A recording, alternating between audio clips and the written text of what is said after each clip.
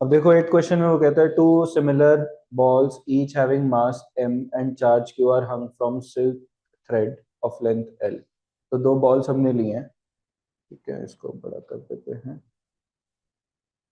तो दो बॉल्स लिए हैं, एक बॉल को हमने ऐसे पकड़ा, थ्रेड लटक रही सिल्क की, और उसके नीचे एक बॉल है।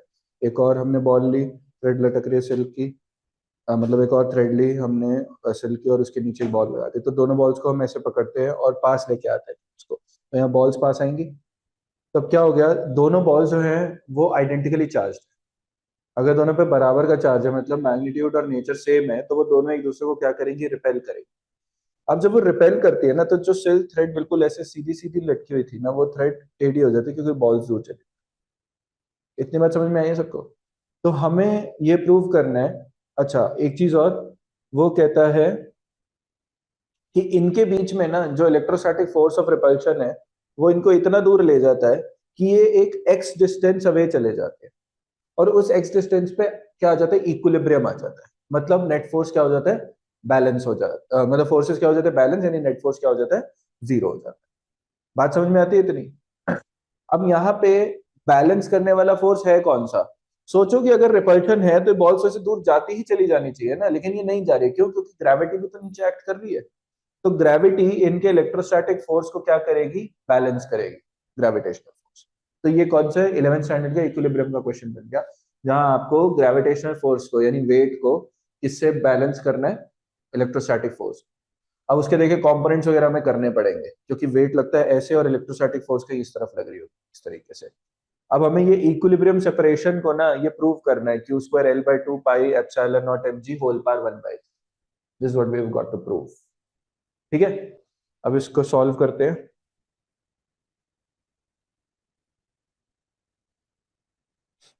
अंश नोटबुक दिख रही है? ठीक है, डायग्राम बना लो सब लोग।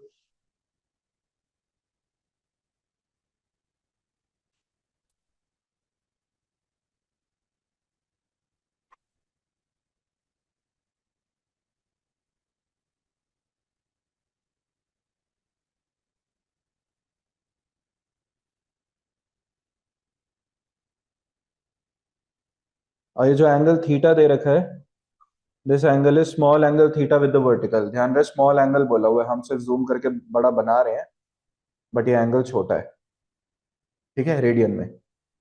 तो वर्टिकल लाइन के साथ थीटा एंगल है।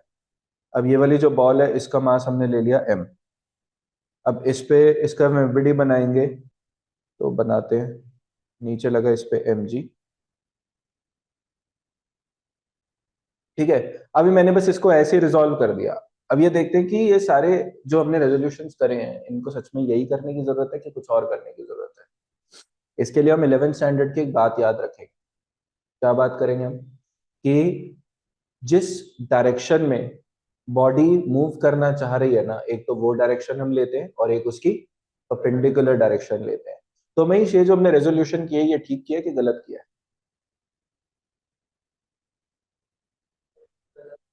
गलत है। क्यों गलत है?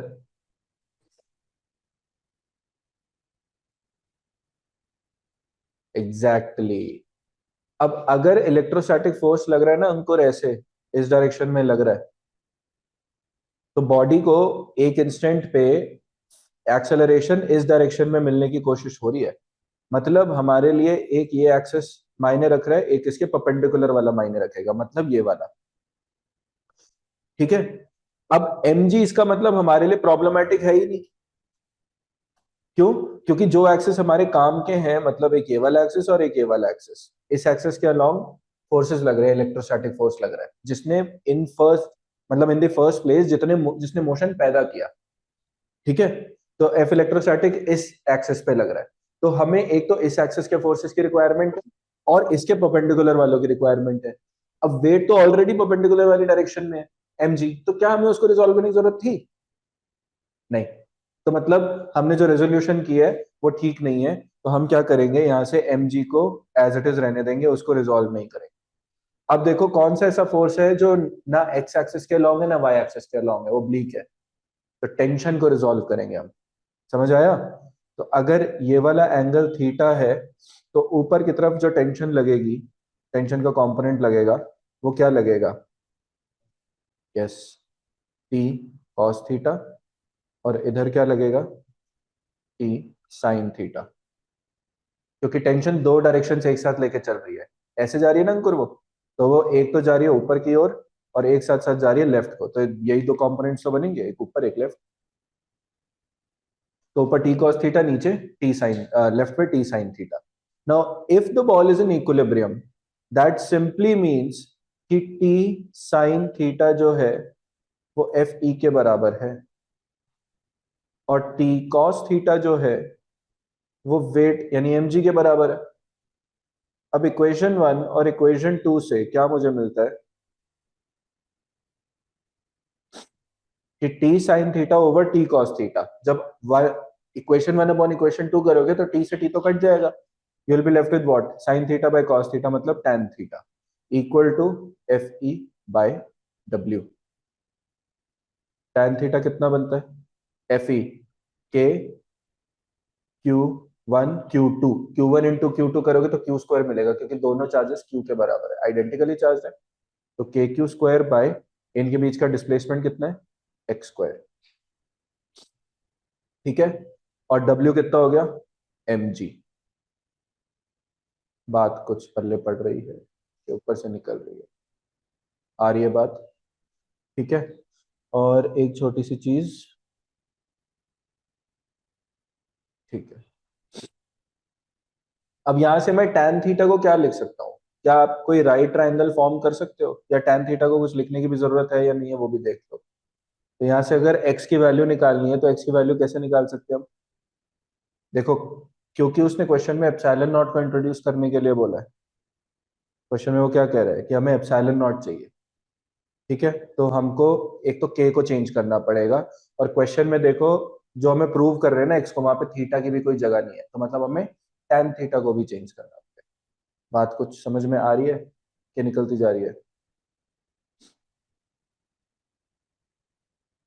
तो tan थीटा क्या लिख सकते हो आप यहां से, बता सकते हो। इस ट्रायंगल को पूरा करो, देखो tan थीटा क्या आएगा।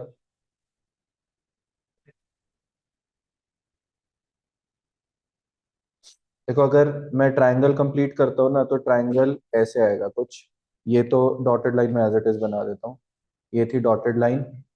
अब बॉल इधर आ गई है, ठीक है, तो ये ट्रायंगल आया, ये 90 डिग्री, ये एंगल हो गया थीटा। ठीक है, अब tan थीटा जब आप निकालोगे तो tan थीटा कितना आएगा, ये डिस्प्लेसमेंट कितनी हो गई, x/2। बहुत अच्छा, ये डिस्प्लेसमेंट हो गया x/2, क्योंकि दोनों बॉल्स के बीच का सेपरेशन अगर x है तो वर्टिकल से एक बॉल का सेपरेशन कितना हुआ, x/2। यहां तक किसी को अगर कोई डाउट है तो हाथ ऊपर कर दीजिए। सबको समझ में आ गया, ठीक है, तो ये हो गया x/2। स्ट्रिंग की लेंथ हमने ले ली l, और ये आई थिंक क्वेश्चन में भी गिवन है l, हाँ। इस वाले पार्ट को मैं बोल देता हूं y।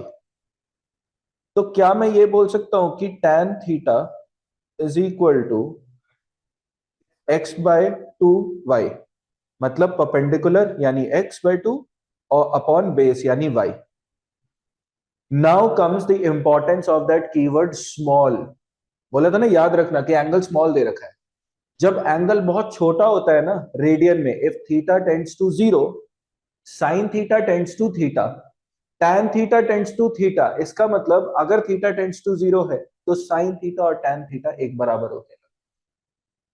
क्यों, क्योंकि साइन जीरो होता है जीरो, tan जीरो होता है जीरो, मतलब जब आपने थीटा को जीरो लिया तो साइन की वैल्यू भी जीरो आई और tan की वैल्यू भी जीरो आई, मतलब जब थीटा बहुत छोटा होगा तो साइन थीटा और tan थीटा लगभग एक बराबर होंगे। समझ आया, तो हम यहां से क्या बोल सकते हैं, since theta is very small,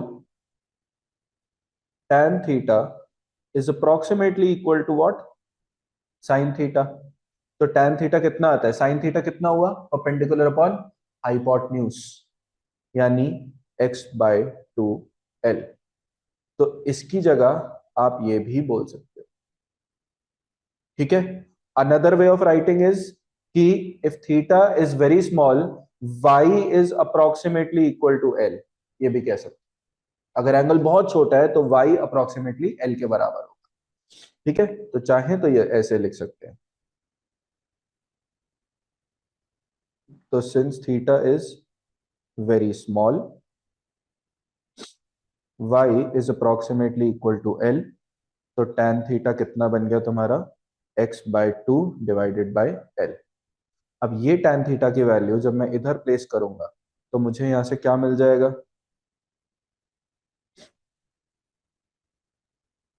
कि x/2l equal to k/2 x square M G, और k को मैं क्या पुट कर देता हूं, 1/4 पाई epsilon not, 1/4 pi epsilon not, ये पुट कर दिया मैंने k को। ठीक है, अब यहाँ 2 से ये 4 कट के कितना बन गया, 2। कोई प्रॉब्लम किसी को? मुझे x निकालना था, x वाले टर्म्स को एक तरफ कर दो। देखो एक एक्स स्क्वायर यहाँ पे है, एक x यहाँ पे है, तो मैं अगर क्रॉस मल्टीप्लाई कर दूं या सिंगल क्रॉस कर दूं तो मुझे क्या मिल जाएगा, x³ मिल जाएगा यहाँ से। इनफैक्ट इस l को भी तुम्हें उधर लेके जाना ही पड़ेगा। तो l जब उधर जाएगा तो आपको क्या मिलेगा, q²l/2 pi epsilon not mg। मिला? यहाँ तक कुछ पूछना है वापस किसी को? नहीं? टू समझ में आ गया ना कैसे आया, कि यहाँ LHS पे नीचे 2 था, RHS पे नीचे 4 था, तो काट दिया वो मैंने। तो यहां से अगर मुझे x निकालना है तो क्या बनेगा, q²l/2 pi epsilon not mg whole power 1/3। क्योंकि अगर यहां से 3 उठ के पार RHS पे जाएगी तो RHS पे जाते ही पार का रेसिप्रोकल हो जाएगा। अगर LHS पे पार 3/2 थी तो RHS पे जाते ही 2/3 हो जाएगी। इसी तरीके से अगर LHS पे पार 3 है तो RHS पे जाते ही 1/3 हो जाएगी। तो लो जी, जो प्रूव करना था आ गया आपके पास। क्या किसी को कोई इशू समझ में आता है? नोट कर लो।